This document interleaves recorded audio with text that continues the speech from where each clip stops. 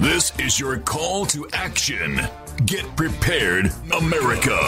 Economy, survival, energy, disasters. This is USAPrepares.com.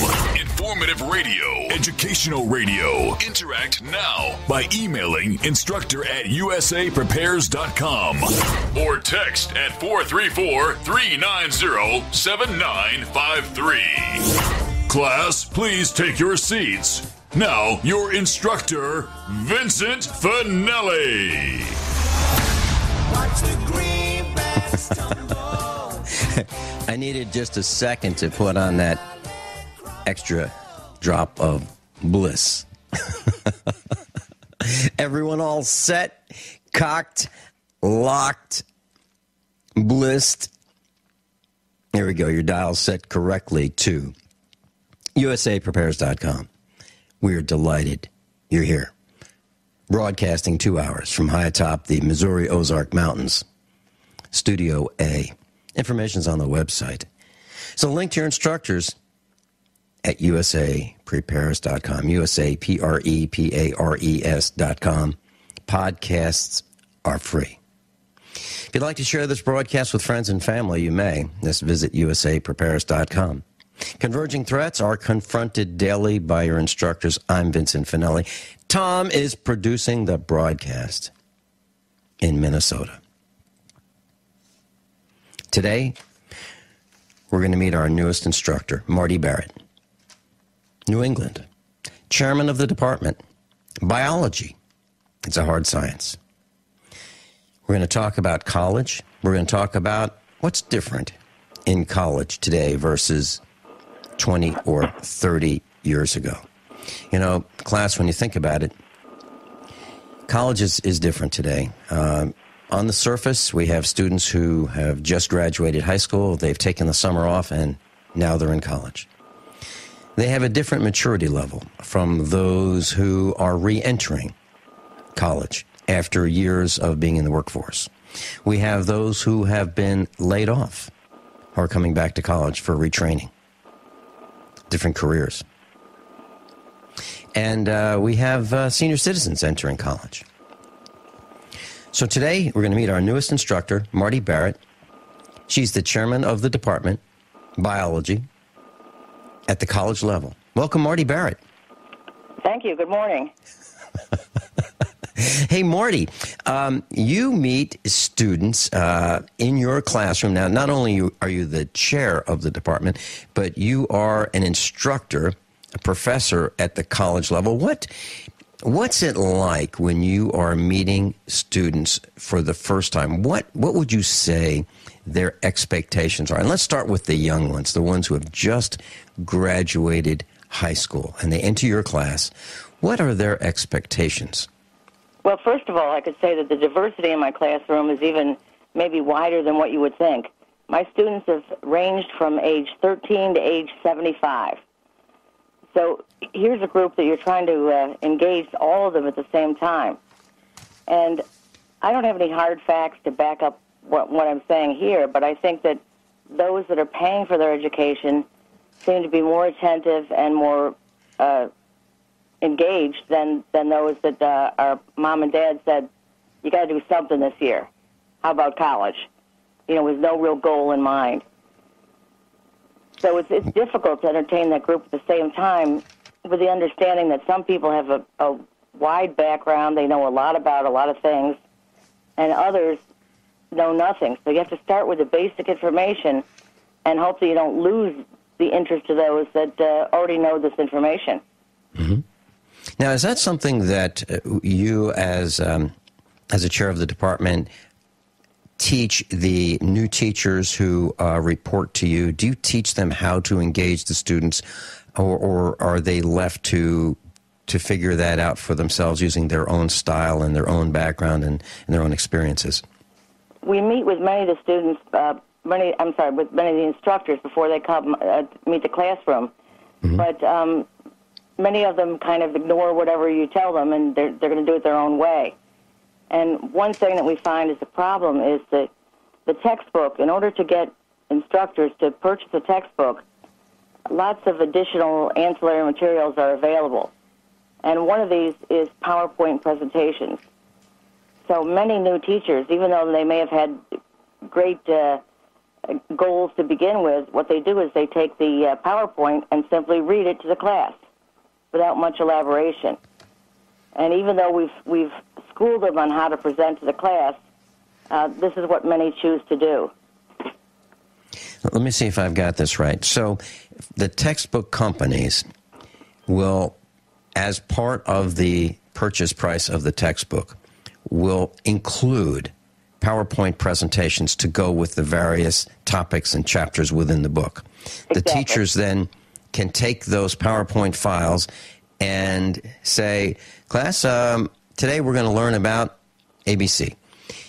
Then they just click through the PowerPoint presentation, and the teacher and the student read it at the same time? Yes. Wow. And well, I'll this tell you. involves no work on the student's part. Right.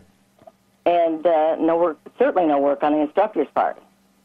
So basically, well, let me ask you this. If I could speak English and I had that PowerPoint presentation, would I be able to come into a classroom and start acting as a real teacher? You could probably do as good of a job as many do. Wow. Reading it and acting like you know what you're talking about. And maybe avoiding the audience that may have questions. Mm-hmm. So I could click through, and when a student challenges me with a question that's beyond my understanding, because that student and I'm acting, I haven't seen this material before, I'm clicking through it, and I'm acting as if I have seen it, and a student asks me a question that's at the next level, I would just simply say, Joe, I'm so glad you asked that. Hold that question. We're going to come back to that in just a little bit, and keep talking through to the point where he forgot that he asked the question. Right. Or act rude and say, now you should be looking that up in your textbook yourself. Wow. Are these the kinds of things that happen right now in class? Yes. Yes, they do. Wow.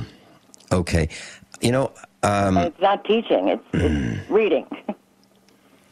Okay. Now, so I'm thinking about the students. The students are in this classroom environment. Okay, I would probably, at the most, within 15 minutes, at the greatest length of time, within 15 minutes, I would say, this guy's got no clue. I mean, I would be able to figure that out within 15 minutes. I would know the difference between whether he didn't understand or she didn't understand how to click through the PowerPoint presentation, meaning understand the technology of the software application versus know the subject matter. And I'd be able to figure that out. And then the next thing I would say is, how much did this class cost? How much am I paying for this? Why is that person here? And why am I here? Right. Is that what happens? Students figure that out. Lots of instructors send these PowerPoint presentations to the students' email or Blackboard accounts, so they have the PowerPoint at home. As soon as they go to a couple of classes, and figure that the instructor is just simply reading the text, many of the brighter students decide, well, I could just do this at home. Why should I commute to college? Okay, well, that to me is the spiral downward in education. That to me, first of all, I guess we'll talk a little bit in a few minutes about distance learning, computerized learning, out of the classroom learning, whatever we call that, whatever the current term is for that kind of education. I don't think it's as good, in my opinion, and I'd like your opinion on that too, as being in the classroom with a knowledgeable, trained, professional instructor compared to just regurgitating and being a substitute, if you will, for a teacher in the classroom with a PowerPoint presentation. It makes my blood boil. Marty, it makes my blood boil just thinking about it. I don't blame you. I feel the same way. I went to one of my son's classes. It happened to be a high school class in Missouri, and I met on Parents' Night. I met with all of his instructors, and one of his instructor was in biology, and your area of expertise. And I said to him, so tell me about your college training. He said, well, I'm an English major. I said, okay. Yeah. So how many biology classes have you taken? He said, well, 101. So here's a guy that took Biology 101 who's now teaching biology at the high school level. That is his area of specialty. And he promised me he'd stay one chapter ahead of the students. I couldn't believe it. Wow. So what we're talking about is that happening in college, not necessarily because of lack of expertise, but the instructor really does not have to prepare because of these PowerPoint presentations. Right. We know they have the background. We check the background beforehand, so they have the proper credentials, but they're probably being somewhat lazy. They're just taking this prepared text and reading it and feeling that that's teaching the students. With very little or no elaboration on the PowerPoints, it's extremely passive learning on the student's part. Very little effort required on either side. On either side. And Marty, that is probably one of the key problems that we have in America today, not only in education, but we are generally becoming more and more lazy. So here we have somebody or some company writing the text, and all these people at the head of the class have to do the substitutes for teachers. All they have to do is read and click through. Well, we don't need to pay a teacher's salary for that. We could have a substitute's salary for that. I mean, we could pay $50 a day. Salary. Well, I thought I was bad. One way we do catch these students, though, these instructors, is new instructors get observed during their first year. Right. And if we see they're doing this, they're eliminated and shocked that they're eliminated. They're shocked. They're shocked. They feel they were doing a good job teaching that material by reading slides. And God forbid the power would go out. They'd be hopeless. No notes, no nothing. A real teacher, it takes about 4 hours to prepare an hour lecture. Well, I can tell you that jives with what I do right here behind the microphone. It takes me hours per broadcast hour to prepare for the topics of discussion. And that's what teaching is all about. You're not reading a PowerPoint, I presume. No, actually, I'm not. Marty Barrett. Marty Barrett's with us, educator, 20 years experience, New England. We'll be right back. Class, this is a real eye-opener. Marty Barrett's with us, and we're talking about education at the college level. She's the chairman of the department, and she is speaking out about college. Marty, you are in the hard sciences department, biology. When students come to your department, are they looking to become nurses, phlebotomists, physical therapists? What are they desiring to do with their lives as a result of learning more about biology? There's a lot of different vocations they could be looking towards. Many think they're going to be physicians. And if I had a nickel for every almost a doctor I've taught, I'd be a rich person. Sometimes they have an unrealistic opinion of what it takes to be a physician. So we have those that are transferring on to many more programs. Some are expecting to get employment right away, and others are aiming towards allied health careers, like nursing, medical records, radiography, those types of careers that involve extreme attention to detail. So I'm very concerned that they pay attention and absorb these details so that they can remember them over a long term. When you talk about attention to detail, I'm reluctant to say this, but I can just envision some students in the college classroom today looking down at their cell phone, their smartphone, not looking up answers to questions that have been raised, but texting their friends outside of class and just looking at other or paying attention to other activities. Is that something that goes on in class today? Oh, yes. That's one of the things we're supposed to even monitor. We're supposed to, at some point in the semester, walk around or have someone else walk around to look at those on laptops to see if they're on Facebook or see if their cell phones in their lap and they're texting away. And texting even goes a little bit further.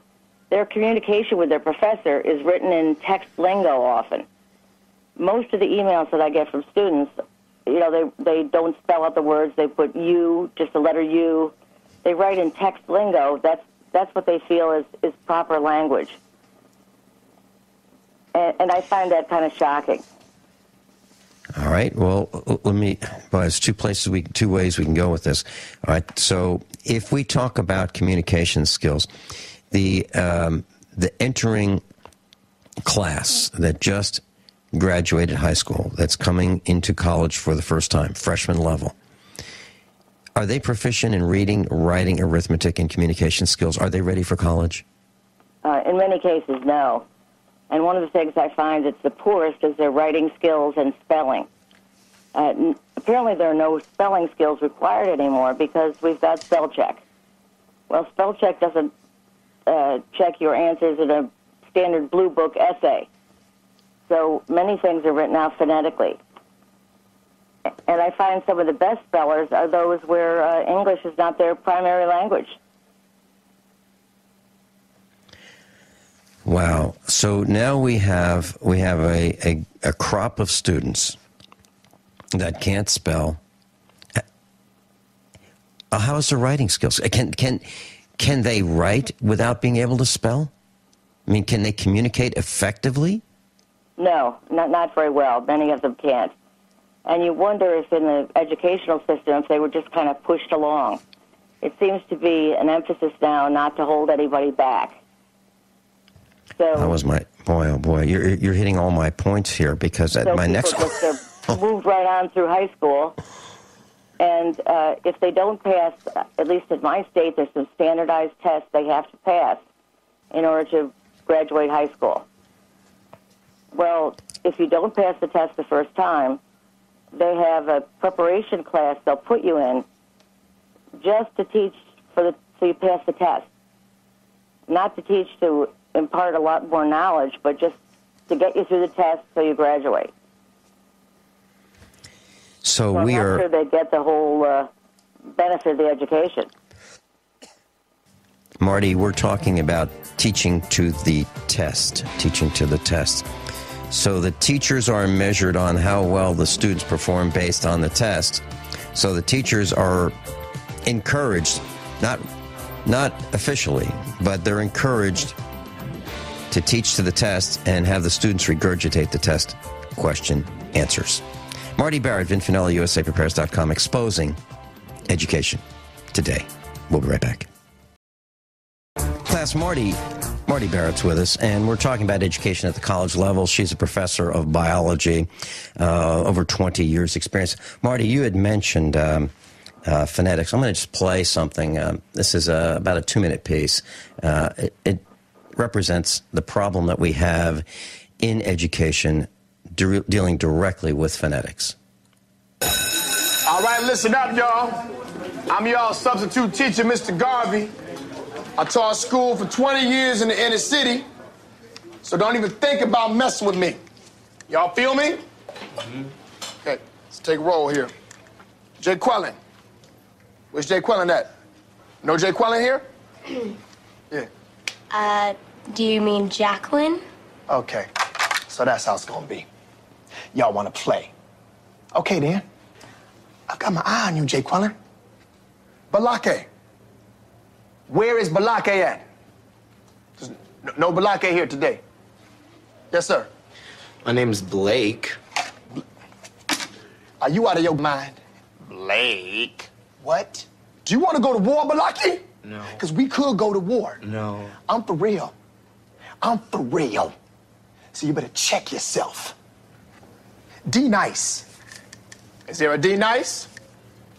If one of y'all says some silly name, this whole class is gonna feel my wrath.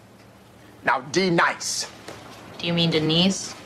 You say your name right now. Denise? Say it right. Denise. Correctly. Denise. Right. Denise. Right. Denise. That's better. Thank you. Now, Ron, where are you? Where is Ron right now? No Ron, huh? Well, you better be sick, dead, or mute, Ron. Here? Oh, man. Why didn't you answer me the first time I said it, huh? I'm just asking you. I said it like 4 times. So why didn't you say it the first time I said Ron? Because it's pronounced Aaron? You done messed up, Ron. Now take on down to Oshag Hennessy's office right now and tell him exactly what you did. Who? Oshag Hennessy. Principal O'Shaughnessy? Get out of my classroom. Timothy. Present. Thank you. So there you have it. I think that is one of the problems that we have with education today, communication. What do you think? Certainly, another problem that's kind of related is the fact that people cheating is not punished aggressively enough. Cheating. Okay, let's talk about what do you mean by cheating? Either plagiarism or, taking other people's words and portraying those as your own, or having notes or a cell phone in your lap and looking up notes while you're taking an exam. Well, the vice president was just type in, go to any search engine class, type in Joe Biden, plagiarism. Try it. See what happens. Marty, we're talking. Okay, so cheating is not a punishable offense. What they do at my particular institution is you have to have 3 incidences of cheating in order to get expelled from the college. The chances of you getting caught 3 different times are pretty slim.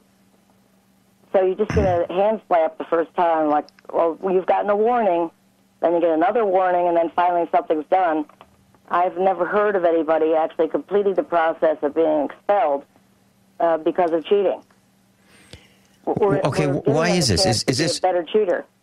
Is this because we're looking toward the revenue stream? Shoot, if we kick that student out, we've just lost X dollars per credit. Is that what's going on? That's part of the process, and then the other part is we take such a gentle view on things. Everybody's a winner. Oh, it must have been a mistake that he erred this one time in cheating. Whereas some of these students are practically professional cheaters. I caught a guy with a piece of paper underneath his test with his notes written like on the head of a pin. And when I caught him, he was not at all upset. He just said, "Oh, well, I tried." Let me ask you this, Marty. You're teaching a hard science. Some of your students want to be nurses. Some of them aspire to be a physician. And I guess what you said is that's never happened. None of your students has ever become a physician. Is that right? Oh, certainly some have, but okay. I could have a class where 80% of the people think they're going to be doctors, and maybe one will be. Okay. All right. So the likelihood of attaining that level of education is not great, but it is achievable. Okay, so we've got some nurses, and that have gone through your classes. Now, if they cheated their way through and they actually did not know the material, is it possible that someone could die as a result of them not knowing what they should have known in your class? Sure, that could definitely happen, and you hear instances of that. Where people have transfused their patient with water instead of saline. Believe it or not, that could kill somebody. And people do that every day that didn't pay attention in that class. And the hospital tries to make it a difficult mistake to make. They put one in an orange bag and one in a green bag. So, because they're both clear fluids. So hopefully you could make the distinction based on that. But the person that was sleeping or cheating on that exam could easily make that mistake, which could cause human life. Okay, how about mathematics, death by decimal points? Well, again, dosage of medication. They take a whole course on dosage, nurses do. Mm-hmm. And certainly a small mistake there could be disastrous. Yeah, just off by 1 decimal place. Mm-hmm. It was 10 instead of 1 or 1 instead of a tenth.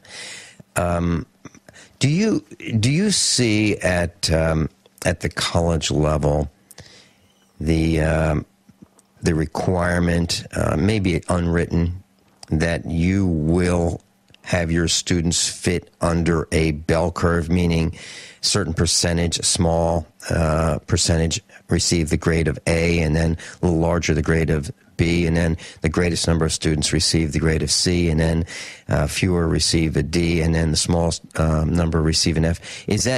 Are you required to fit your students' outcomes into some kind of a curve?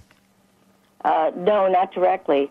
But what really happens is one of the main ways we're evaluated is based on student rating the professor. So here you have the students completing a satisfaction report. Mm-hmm. If the students are not happy with you, you could be dismissed. So students have the power, if they wanted to. Are you saying that, let's say we had a student who was really a leader, a community organizer, if you will, within the class, and said, okay, Mrs. Jones, she was really hard on us, and she made us do all kinds of work. Let's get rid of her so we don't have to see her again. So the students could gang up and give her a poor evaluation, and that could result in termination? Sure. As long as they're not tenured, they certainly could be dismissed because of that. That's the biggest quality as far as whether you're retained as an instructor is student satisfaction. They're viewed as not as students, but as consumers. And sometimes they comment, one of my cohorts has comments on his that they don't like his clothes. His shirts look old-fashioned or something. They can assess you in any realm in the free text portion of the evaluation. And here's somebody who never maybe has attended just a few classes, hasn't done anything, and they're evaluating your performance. Wow. You know that my father was a principal and an acting superintendent back in the 1950s and 60s. And he spent a lot of his time in the classroom evaluating his teachers. And if they didn't cut it, they were gone. He was in the education business, and I think if he were listening to this broadcast, he'd be really furious as to what has happened. We have the students running the institution because they have the power as a consumer to throw overboard the instructor. Now, is there a quota system within the school in terms of grading? Does the institution, I'm not talking about your department, but I'm talking about as a whole, does the institution expect to have a certain percentage graduate, and by golly, we're going to get that percentage no matter what we have to do, even if we have to pass some of these students who don't deserve to be passed and graduate them? Not directly that I know of, but it's certainly retention is a big issue, retaining these students. So a student could take my course up to 4 times before they pass. They're supposed to only be able to take it 4 times. But I've had some students more than 4 times that kind of slip through sometimes, somehow. And you can imagine after 4 times listening to the same lectures, you should be able to teach the class, let alone pass the class. Well, listening to it they don't do so. When you say that's a really astounding point that you just made. Listening to it 4 times, you should be able to teach it, because what we first started out talking about was these PowerPoint presentations, and some people would be able to teach it without even taking the course. So 4 times, I can't imagine. I've heard of someone repeating a class. I've heard of that in really, really difficult subjects like calculus and math and physics and biology. I can understand that, repeating it once. But 4 times, that's an indication that person isn't paying attention or is not the material necessary to be in that class. Exactly. Exactly. And do you want the nurse that had to have that 4 times in order to understand the information in charge of you or your family's health care? Well, of course not. Of course not. Okay, what does it take to be... when we come back, Marty Barrett, I want to thank you for having the courage to say what you're saying, because you are only one of 2 people who has had the courage to be on this broadcast talking about education. Actually, you're the only person on the broadcast. One other has been at the expo. You're the only person who has the courage. Marty Barrett, Vin Finelli, USAPrepares.com. We'll be right back. Marty Barrett's with us, and we're talking about education at the college level, how it's changed. Marty, is there a competition among teachers who do well in the classroom? And for those who excel and really do a great job for the students, are they kind of shunned by other teachers in the classroom? I'm not sure if that exactly exists, but it may exist subtly, kind of under the radar, because statistics are generated on your student evaluations in many different categories, and they're compared to those, the average in your institution, and those countrywide. So in that respect, it's looked at a little closely. People might know what your ratings are compared to theirs and feel some jealousy or feel that you're maybe giving the course away just simply to get good evaluations. Giving the course away, meaning do things to make the students like you. Is that what you're saying? Yes. Wow. I've heard of instructors, basically having a review in which they read the test questions. All the students would have to do is master that review sheet. That's the test. And, of course, many of them are going to give the instructor a good evaluation because they got a good grade. So it's a popularity contest. In some respects, it is. And I've noticed we had one instructor who was, I thought, excellent, available to students almost any hour, day or night, on all kinds of college committees, ran an excellent classroom, but was given low grades by the students. Not a very attractive guy, let's just put it that way. As opposed to another teacher who was, I think, a teacher of less caliber, but a young, handsome guy would get better grades to the students than a not-so-handsome one. Well, it works for running for office, that's for sure. The better-looking guys have a better chance of running for office and winning.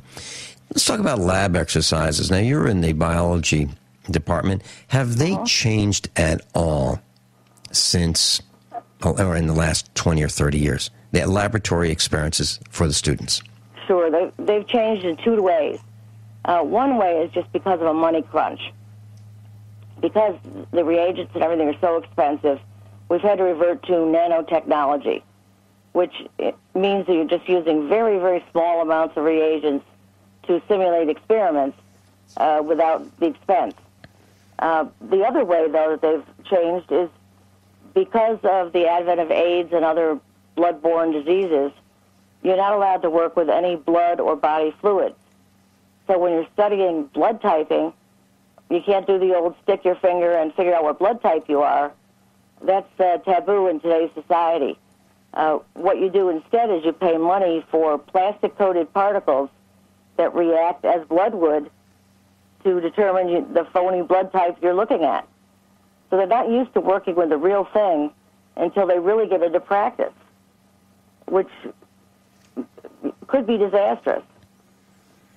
And it also takes some of the interest out, because I remember sticking my finger, taking a drop of my blood and finding out what type my blood was, and comparing that with the person next to me and the person next to that person, and we're all and then we're looking at the statistics, and we applied statistics in the class, and there's so many with each type of blood, and it worked out. It was really interesting. So we've taken some of the interest out of the class because of we'll call it what, safety? Sure. Extreme safety, I would call it. I doubt So I anybody's take- going to get AIDS from having their finger pricked in the classroom. It's kind of overkill, if you ask me. And is that something, as the chair of the department in your school, that you can affect change, or are you overruled on that? Oh, definitely overruled by the lawyers that work for the school.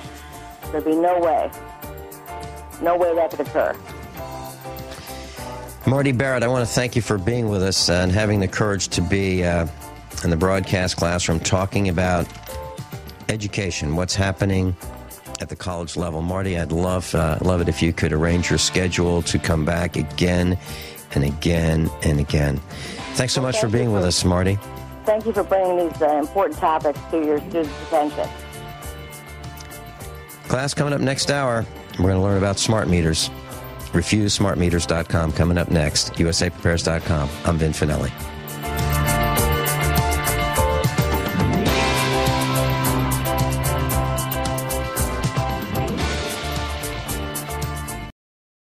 This is your call to action. Get prepared, America. Economy, survival, energy, disasters. This is USAPrepares.com. Informative radio, educational radio. Interact now by emailing instructor@USAPrepares.com or text at 434-390-7953. Class, please take your seats. Now, your instructor, Vincent Finelli. Watch the greenbacks tumble.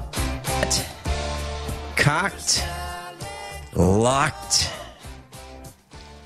This is hour number 2 of USAPrepares.com. Your dial is set correctly. We're delighted you're here. Converging threats are confronted daily by your instructors, and there's a link to your instructors on the website. This hour, we're going to learn about threats, serious threats to us. We're going to talk about smart meters.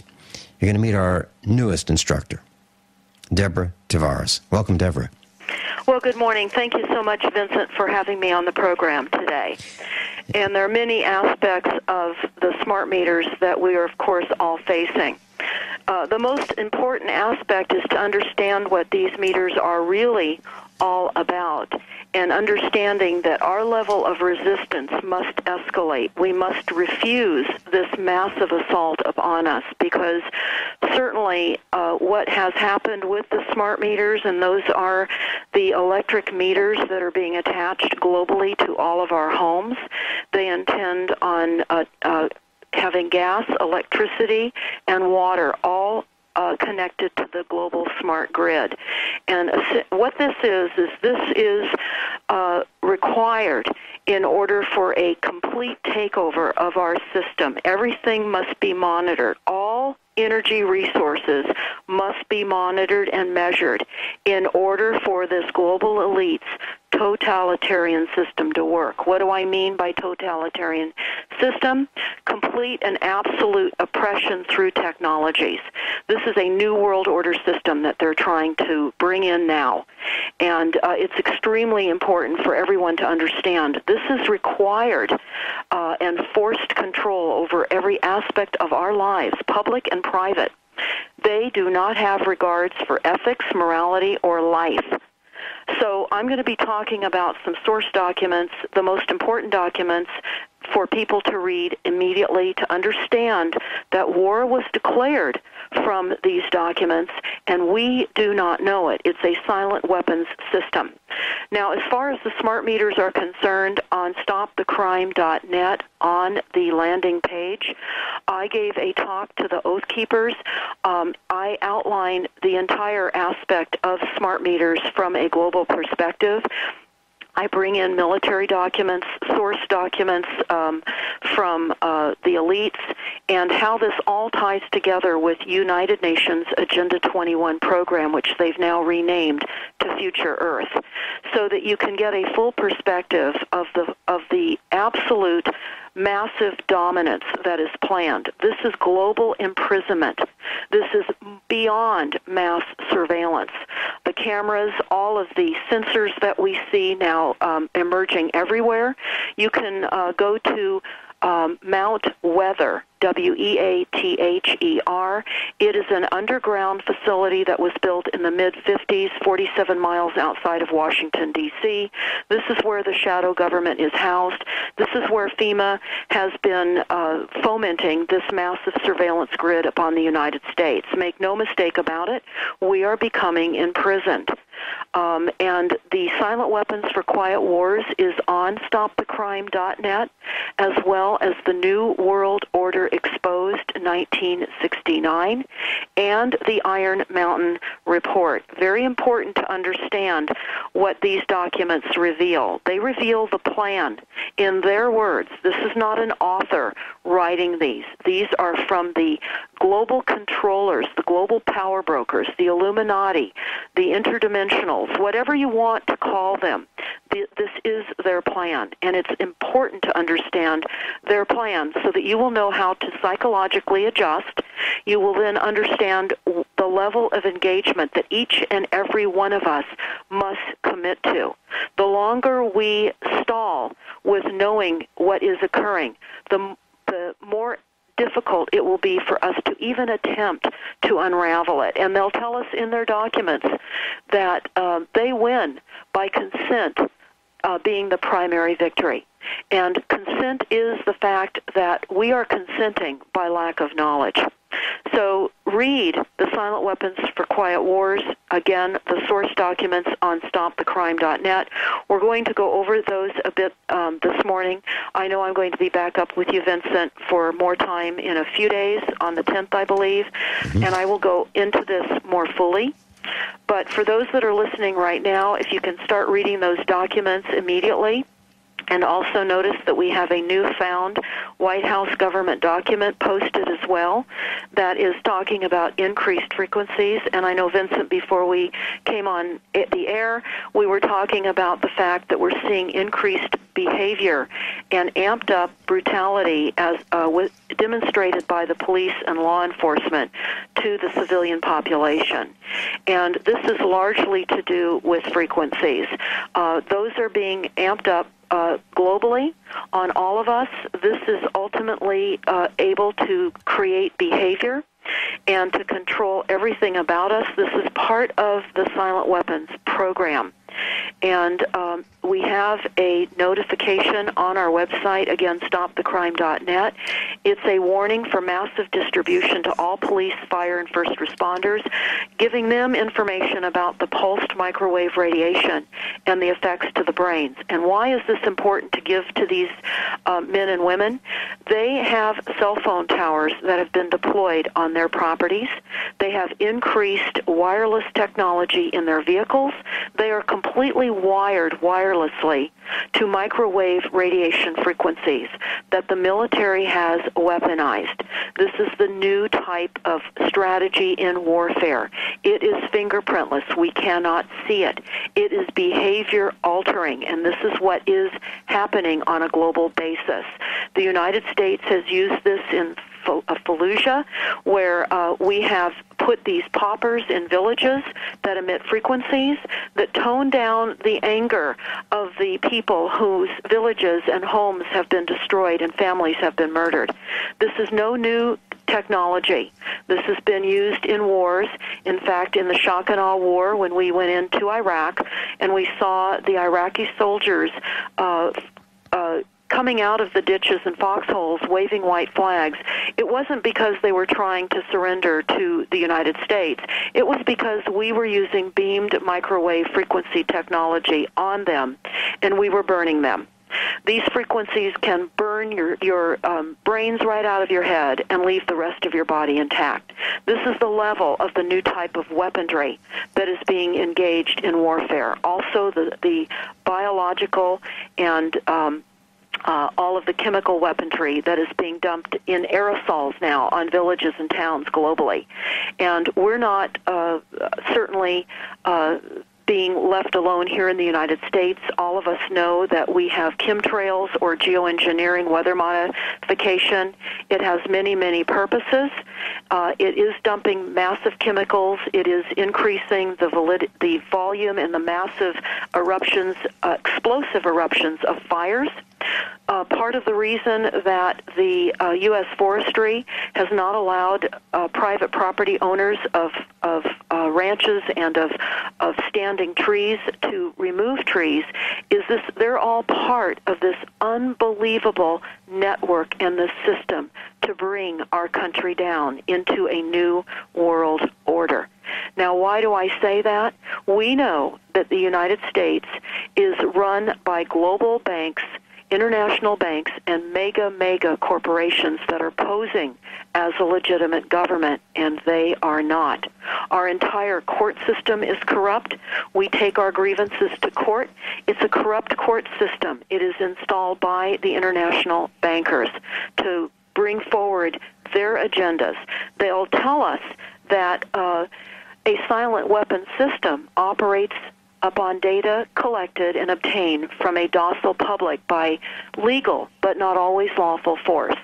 They tell us in the silent weapons document that when the government is able to collect tax and seize private property without justification, it is an indication that the public is ripe for surrender and is consenting to enslavement and legal encroachment. They go on in this document to also talk about why they have war. And so we have the massive reality of engaging in war in the Middle East right now. And this is, of course, multiple reasons why they create wars that we never can get out of. And this is what they'll tell us in the quiet weapons document. War is a balancing system. By killing the true creditors, the public, which the elites have taught to exchange true value for inflated false currency. So they are murdering us in war using a quiet weapons system. They've used depleted uranium on our troops. They're vaccinating our troops. Our troops are coming home. They're not getting the services that you would expect that they would from the VA. Why? Because we are enemies of the state. In the 1933 bankruptcy, we were stripped of our sovereignty. And again, you can read more about the details of that on stopthecrime.net. Scroll down to the USA Inc. flag and understand that during that bankruptcy, we were given as collateral our sweat equity, our property, our children, our souls was given as collateral against this phony bankruptcy that they stole all of America's gold and silver. And what has happened is we are agreeing to all of this by lack of knowledge. Our history has been rewritten. They're rewriting our corporate history with every new program that they bring into our schools. The No Child Left Behind was about leaving every child behind. We, all of us, even in our 60s, were left behind in our education. We, most of us, I know, were not taught about the bankruptcy. In fact, lawyers are told they're forced to take an oath that says they cannot reveal that bankruptcy of 1933. Otherwise, we would have been able to get further into understanding how we take action against this corrupt, illegal statute law. This is not law. We are consenting to statutes. Deborah Tavares, she said in 15 minutes everything that USA Prepares is about. When we come back, we're going to learn more about the smart meters, we're going to learn about the grid, and we're going to learn about what we need to do about it. No Child Left Behind really means no child gets ahead. Tavares is with us, and she is the director and CEO of StopTheCrime.net, StopTheCrime.net. She's a serious researcher into Agenda 21, the land theft, and she went deep into researching the global smart grid. And what you're hearing today is a result of that research. Deborah, let's go into the smart meters. What, for many who are listening, this might be a new term. Smart meter is one of those digital meters that records what happens and reports it back to the power company, and they can keep this information for as long as they want, which is probably forever. And they know how much electricity we're using, and they know when. So what is so bad about the smart meter? Well, it's important for everyone to understand the intention of this massive global smart grid. This is not for our convenience to be able to monitor our usage and to be able to curb our financial cost. This is how they're selling it. They're selling it as a convenience. If there's a power outage, they can restore power more rapidly. That if we move, they can transfer our power more rapidly because it will all be remotely transferred as opposed to meter readers going out on properties and doing reads. I can tell you that this intention for this global smart grid is for a single operator. It's a centralized operation. Ultimately, machines will control the grid. And again, for those that are not familiar with the details of the smart meter because of our limited time here on this station right now, Vincent, I would encourage everybody to listen to my talk on stopthecrime.net. I go into great deal about the grid and why you must understand what this is and what this really means. This is massive surveillance. This is creating prisons in your homes, and I know this sounds absolutely over the top to many that may be listening. But in the Silent Weapons Quiet Wars document that was hatched in the 40s by Rockefeller, by Harvard University, by the international bankers and the U.S. Air Force, and was adopted as a Bilderberg policy in 1954, you will read about the intention of massive data mining. In fact, it's important to understand what you're hearing Snowden reveal right now, the NSA whistleblower.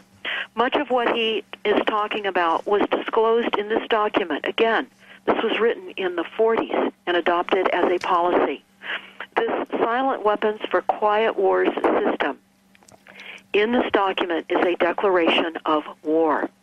Now, why is that? They say in this document, whenever there's a few and powerful group that have the methodologies and the drive to control global economy, and they have not had public consent or public debate, it must be considered as an act of war. And that's exactly what this document is. It is a declaration of war using technologies that people do not even realize are war technologies. In fact, it's very important. I'm just going to read this quote. John F. Kennedy was aware that this was occurring, and he was assassinated for many reasons, of course, but only 10 days after he gave this very important speech at Columbia University, he was assassinated. And this full speech with him talking is on stopthecrime.net. I'm just going to read you a small paragraph right now so that you'll understand what you're hearing me say. Everything that you're hearing discussed right now is fully documented with government documents and intentions.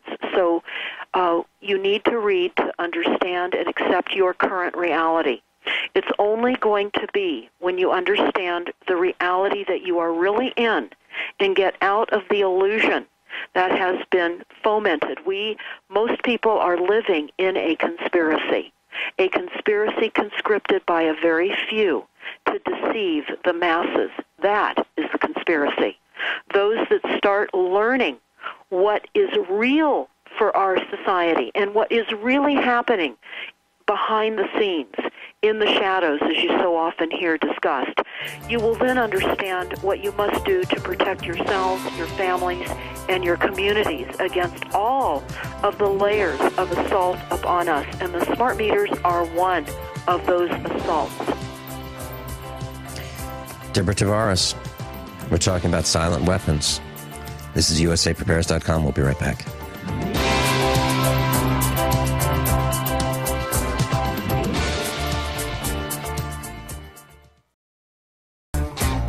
Deborah, we're seeing a unprecedented anger, a me first, get out of my way attitude.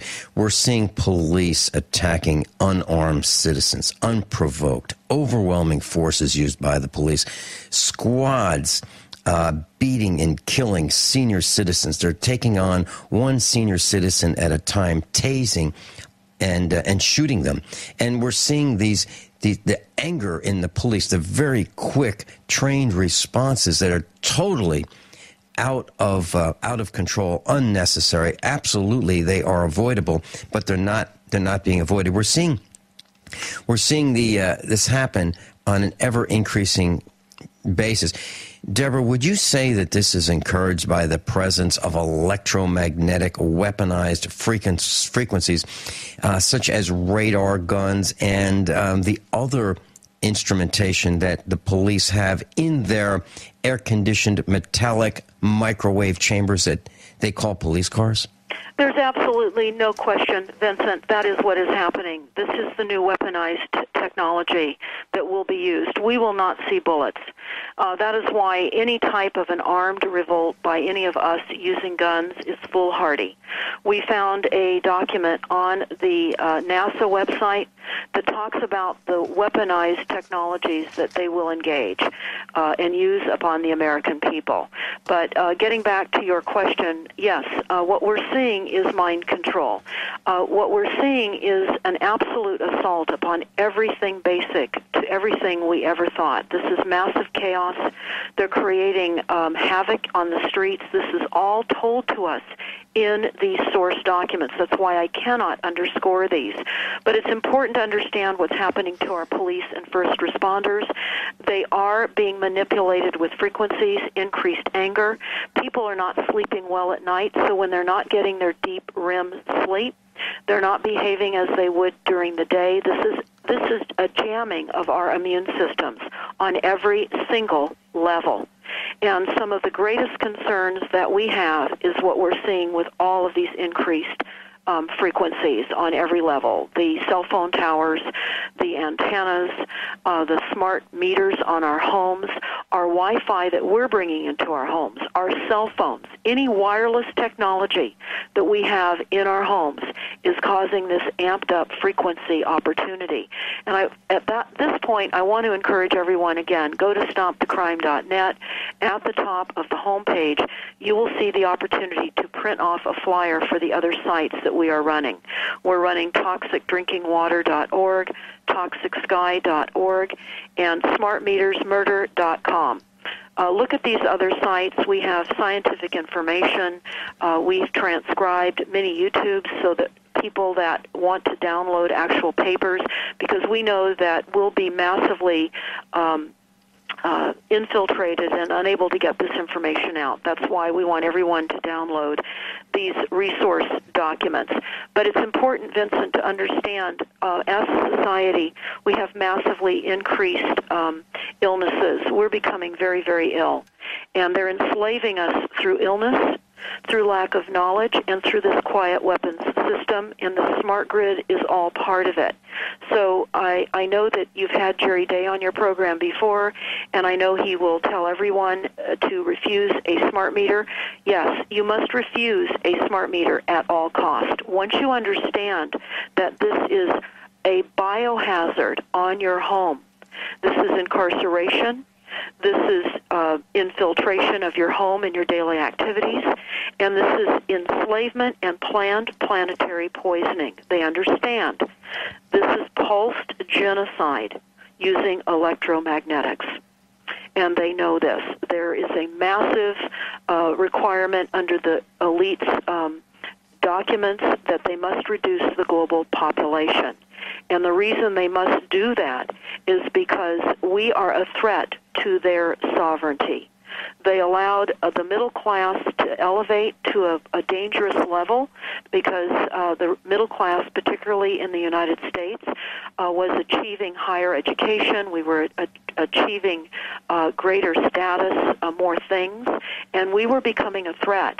And when we heard Al Gore talk at a recent presentation with his new book called The Future, he said the middle class in the United States is being intentionally hollowed out. All the jobs that we've been losing for decades that have been sent offshore and to China have, of course, we know that's all been intentionally done to hollow out and collapse the middle class. It's very important to understand what the documents tell us. They say that there will be the stated goals and there will be the real goals. And so we have been distracted intentionally by sports, by other activities of no real importance to keep us lulled into submission. Again, we are consenting to all of this by lack of knowledge. And we also have on stopthecrime.net a solutions page. We're working on that and adding things all the time, so I recommend that you stay attuned to that, because I don't want what you're hearing to sound so impossible to unravel, but we have many things we must attend to. That is to create as much health for ourselves as possible, given all of the Illuminati poisoned opportunities through the drinking water, through the air, through our food supply. The poisoning is all intentional. We must try as best we can to eat as cleanly as we can. There is no such thing as organic anymore.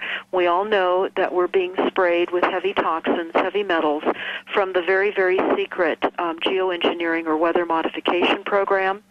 Whenever a government keeps something secret to the level that they have, we know that this is what we must speak out and disclose. And the smart meters are one of those. This was not told to us. This was stealthily rolled out, deceptively and under massive misinformation and lies and media misinformation and propaganda. Very important to understand that they are exploiting the CNN syndrome and the massive other media major networks. CNN was set up by the CIA, and to understand how that occurred, you can watch Psy War. That is on stopthecrime.net. Important to read the NASA war document that we found on the NASA website. We are under massive assault. There is no hiding. We can prepare with food and water, etc., but there is no hiding. There is no refuge anywhere other than what we can create within our communities with awareness so that we can bring down the chaos that they are fomenting. Again, get these documents to the police department so that they are aware.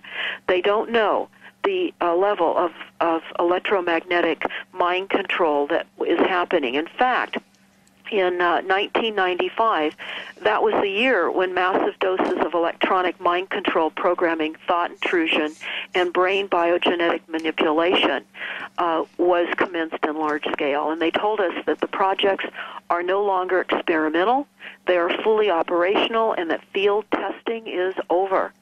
And they also discussed how the entire arsenal of frequencies would be unloaded on the USA, Australia, New Zealand, Canada, and Mexico as part of stage 1 of the first protocol, to include, and these are some of the government programs, to include woodpecker, buzzsaw, videodrome, subliminals, sonic pulses, holograms, visions, voices, and strange psychokinetic phenomenon.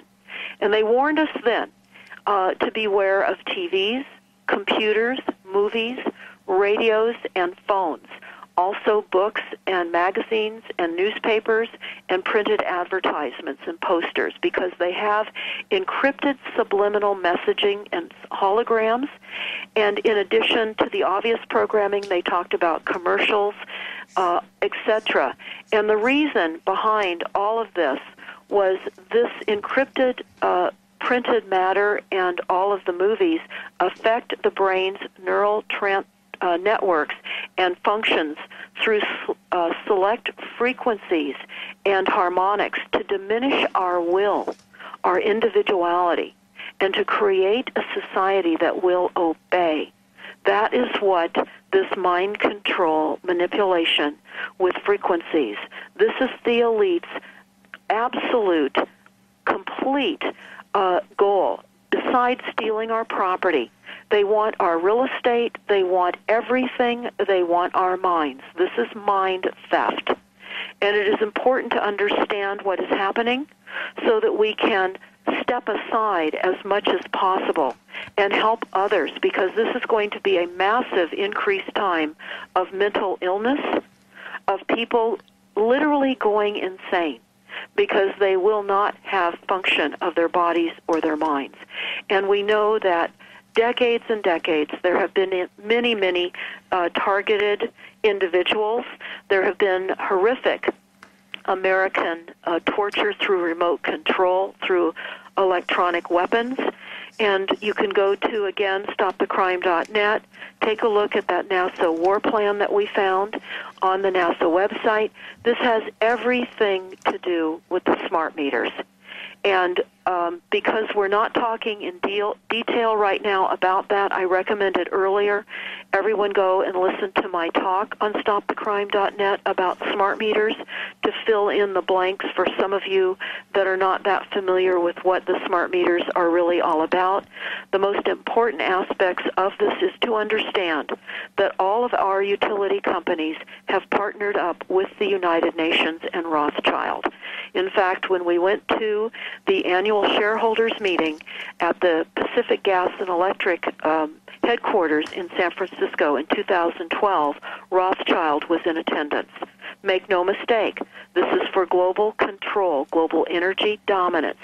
They want to not only, as I said earlier, tie our exchange system, our monetary system, to a card, ultimately a chip, to take away our paper currency. The smart grid system is all part of the underpinnings of that.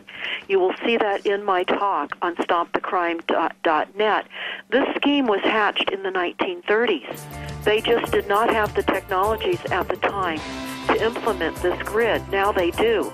We must not allow these smart meters, these biohazards, to be on our homes, period. We cannot allow this.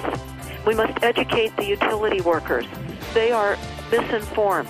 They are working themselves out of a job. All of them will be jobless very soon. Deborah, hold that thought. Hold that thought. We'll be right back.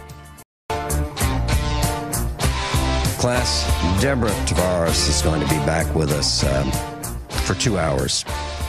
And that's Tuesday, September 10th. 2 hours, the 9 o'clock a.m. and 10 o'clock a.m. Central Time hours.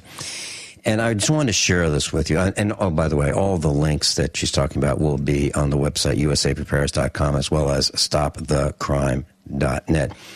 Deborah, I wanted to share this with you. Back in the 1990s, I had a computer manufacturing company, and I operated opened up computer chassis, 25 megahertz, 50, 66 megahertz. They went to 100 megahertz, 500 megahertz, 700 megahertz. And then when they got to be at 900 to 1,000 megahertz, 1,000 megahertz is a gigahertz class. When they got to that point, I found that having those cases opened made me confused. Absolutely affected my ability to remember, think, and service computers. So I actually had to cover the computers back up with their metal chassis so that I could then regain my ability to think. What I'm saying is I am underscoring exactly what you are saying about these electromagnetic frequencies. They are harmful. I've experienced it back in the 1990s. Quick question. Can you draw a link between silent wars and the protocols of the Learned Elders of Zion? Important for everyone as they read the Learned Elders of Zion that they replace words in there. They need to replace the word Jew with Illuminati, and they need to replace the word Goyim with cattle. And that was intentionally set up that way to cause division when you read that document. I would recommend everybody, one of the few books that I recommend, or several books actually, that I will recommend beyond the immediacy of reading these source documents. Again, stopthecrime.net, Silent Weapons for Quiet Wars. Very important to watch the movie, The Iron Mountain Report. Now, you can download the actual document that came out of the 60s. It was completed after Kennedy was assassinated. It is a document that will tell you how they intended to create mass fear, that the elites, the rich men of the earth, as they're referred to in that document, population, they had to manipulate the population through fear. And extremely important to understand that fear and creating division against the people is how they continue to control all of us. The Iron Mountain documentary, in the documentary format, does have some biblical scriptures associated with it. Of course, in the document itself, it does not. But I do recommend everybody watch that as a documentary and understand how they created global warming by creating and doing mass pollution. They're polluting our earth every day intentionally and blaming it on us. And you'll see how NASA is engaged in that. In fact, the NASA war document that I briefly mentioned, Vincent, will tell you how they will capture, torture Americans in living color on prime time. That's on page 93. They will use terror attacks within the continental United States by using binary, chemical, and biologicals. They will take down critical infrastructure. They will use frequencies against our brains. They will massively implement and exploit media propaganda. That is in this document. They also say on page 66 in the NASA war document, increasingly critical are human limitations and human downsides. Humans are too large, too heavy, too tender, too slow physically and mentally. We require huge costs, and we have rapidly decreasing to negative value added. I can tell you that they say in this document, also on page 43, that they will use a micron-sized dust, which will be distributed as an aerosol, inhaled into our lungs, and it will mechanically bore into our lung tissue and execute various pathological missions. They say this is a new class of weaponry, and it is legal. This is what they're doing overseas right now to innocent people, and they're doing it in America right now. We do not have a representative government, or we would not be being poisoned every single day right here, right now. So understand your reality, read these documents, and I'll look forward to being back for a couple of hours on the 10th, Vincent. Deborah, quick one-word answer, please. Do you believe 100% what you just said is true during this broadcast? What I believe, it's exactly what these documents tell us. I am only telling you what these documents say. There you go. Class, above all, honesty and integrity. What happens next is up to you.